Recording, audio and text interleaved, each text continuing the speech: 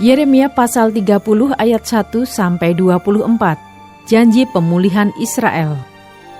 Firman yang datang dari Tuhan kepada Yeremia bunyinya, "Beginilah firman Tuhan Allah Israel.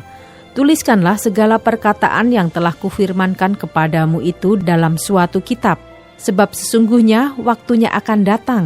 Demikianlah firman Tuhan, bahwa aku akan memulihkan keadaan umatku Israel dan Yehuda, firman Tuhan, dan aku akan mengembalikan mereka ke negeri yang telah kuberikan kepada nenek moyang mereka, dan mereka akan memilikinya."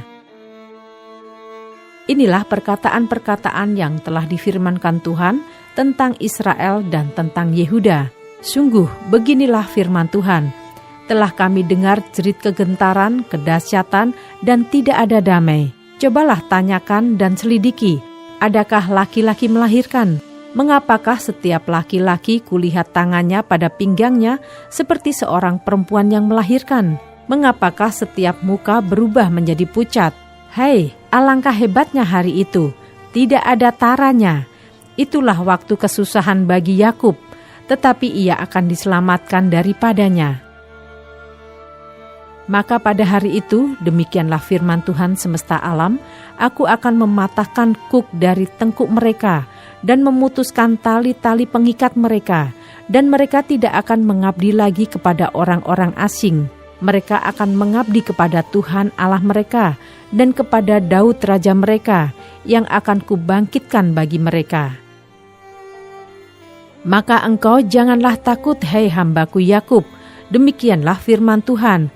Janganlah gentar, hai Israel, sebab sesungguhnya aku menyelamatkan engkau dari tempat jauh dan keturunanmu dari negeri pembuangan mereka. Yakub akan kembali dan hidup tenang dan aman dengan tidak ada yang mengejutkan, sebab aku menyertai engkau. Demikianlah firman Tuhan, untuk menyelamatkan engkau. Segala bangsa yang keantaranya engkau kuserahkan akan kuhabiskan, tetapi engkau ini tidak akan kuhabiskan. Aku akan menghajar engkau menurut hukum, tetapi aku sama sekali tidak memandang engkau tak bersalah. Sungguh beginilah firman Tuhan, penyakitmu sangat payah, lukamu tidak tersembuhkan. Tidak ada yang membela hakmu, tidak ada obat untuk bisul, kesembuhan tidak ada bagimu. Semua kekasihmu melupakan engkau, mereka tidak menanyakan engkau lagi. Sungguh aku telah memukul engkau dengan pukulan musuh, dengan hajaran yang bengis, karena kesalahanmu banyak, dosamu berjumlah besar. Mengapakah engkau berteriak karena penyakitmu, karena kepedihanmu sangat payah, karena kesalahanmu banyak, dosamu berjumlah besar, maka aku telah melakukan semuanya ini kepadamu. Tetapi semua orang yang menelan engkau akan tertelan, dan semua lawanmu akan masuk ke dalam tawanan. Orang-orang yang merampok engkau akan menjadi rampokan, dan semua orang yang menjarah engkau akan kubuat menjadi jarahan. Sebab aku akan mendatangkan kesembuhan bagimu, aku akan mengobati luka-lukamu. Demikianlah firman Tuhan, sebab mereka telah menyebutkan engkau, orang buangan, yakni sisa yang tiada seorang pun menanyakannya. Beginilah firman Tuhan, sesungguhnya aku akan memulihkan keadaan kemah-kemah Yakub dan akan mengasihani tempat-tempat tinggalnya.